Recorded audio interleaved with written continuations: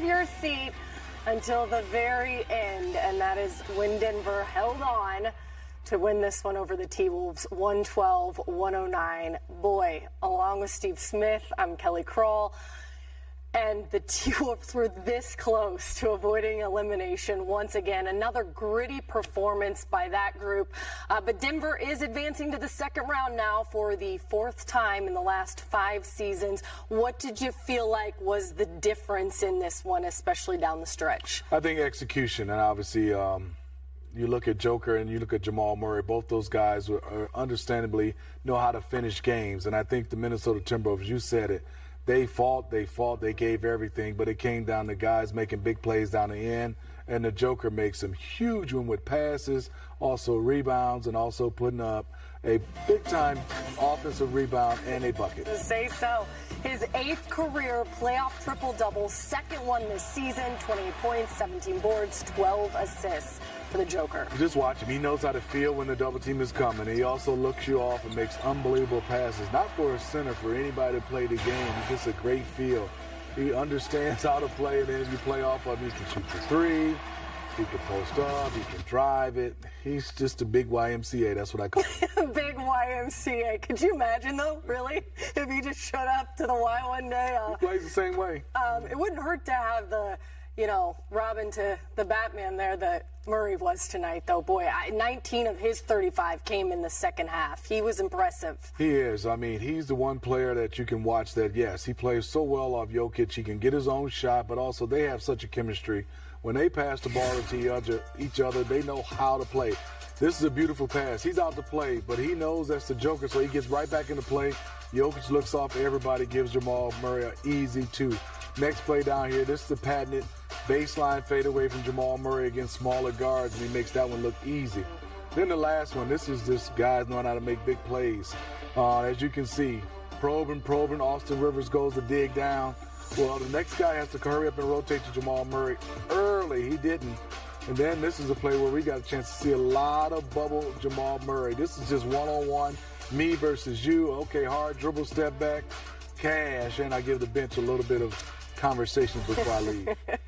7th career playoff game for him with 35 or more points. And we're talking a lot about the offense, but I also want to flip you for a second to the defensive side of the ball when it comes to the Nuggets. And Mike Malone had even said, we heard Stephanie's report, that he was going to start to double Anthony Edwards. And in that fourth quarter, whether or not you just saw a guy who had given everything he had for the last 2 games, or you saw a difference in the fact that he didn't have as many options when he saw 2 guys coming his way. Well, not a lot of options, and they made sure they put 2 to the ball, and we did a good job as a young guy, not getting frustrated and getting off of it. But Mike Malone told Stephanie Reddy, we're going to send 2. We're going to get the basketball out of his hands.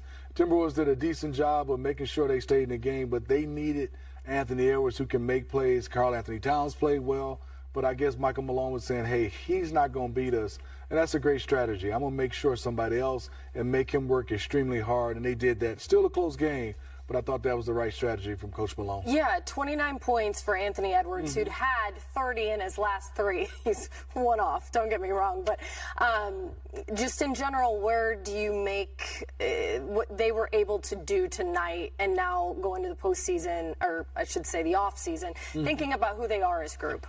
Well, I think this group, they can understand that when they play hard and they play together, the Minnesota Timberwolves has a good team. They were missing a lot of bodies tonight, with all the injuries they've had, and obviously Kyle Anderson missing 3 guys, being able to play the game of basketball. And they really missed Naz Reid, they missed McDaniels, and obviously we talked about Kyle Anderson. So some guys stepped up that usually wouldn't get that much playing time. I think for the brass and the organization, they're going to have to find some help for Anthony Edwards, because this is a star in the making, and he's going to need some help to go to the next level. All right, I think that's the perfect way to segue into Chris Finch sitting at the podium right now for the T-Wolves.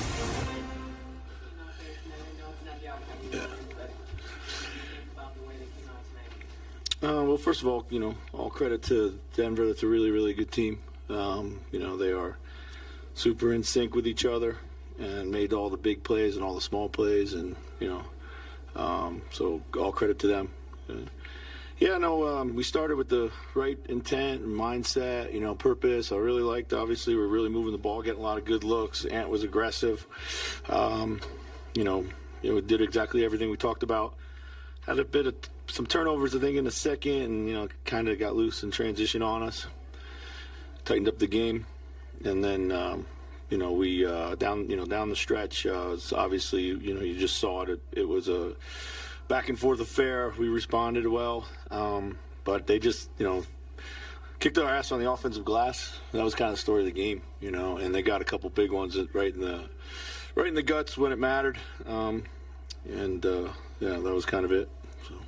Chris was the one that Gordon got that kicked out to Porter. Was that kind of one of the? Yeah, that one, yeah, for sure, that one. And I think there was one even like with a minute and a half or something like that too. We forced a miss and Gordon gets it again. So.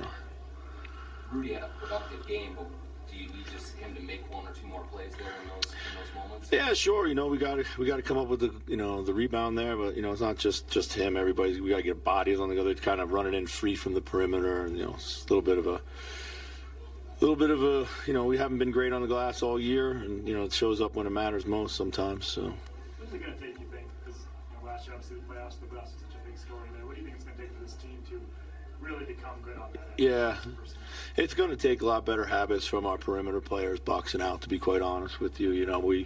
We got to, it has to be a big point of emphasis. And, sometimes, when guys are out on the perimeter, whether they're, mostly guarded by smalls at that point, they're just coming in free runs and, can't happen. So. How hard is it to kind of like when Jamal Murray just going the way he did tonight? How hard is it to kind of slow him down? I mean, he made tough shots. Like he's a heck of a player.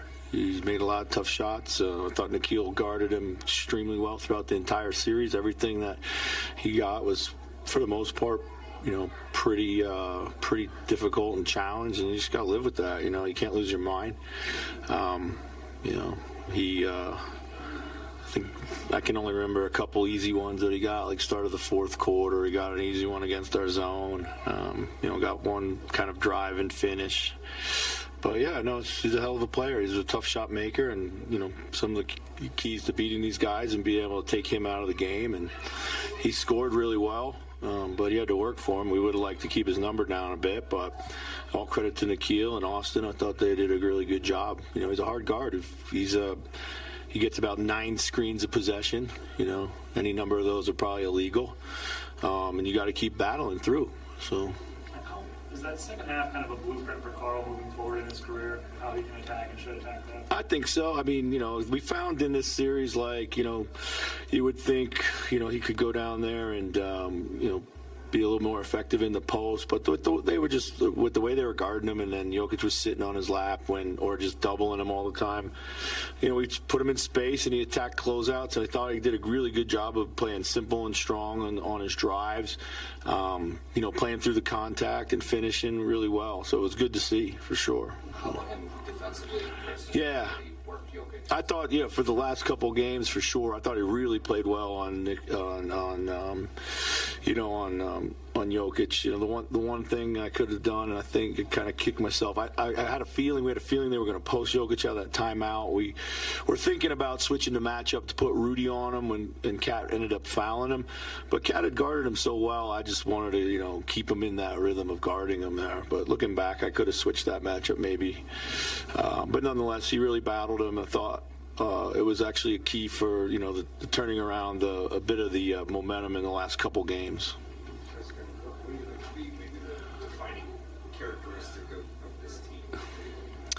I think the defining characteristic of this team is that we've always played our best basketball when we were in desperation mode. I think it's a little bit of it's not how you want to live.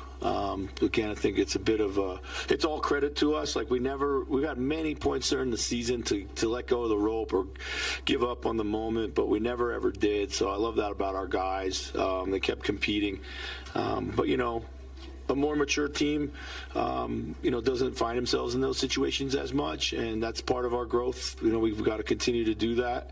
But yeah, so but I think that's it. And the other thing is, like, these guys really enjoyed playing with each other. I said that all season. It's not like just coach speak. They really did like playing with each other, and they're a bunch of really good guys. They're fun to coach. They're really coachable.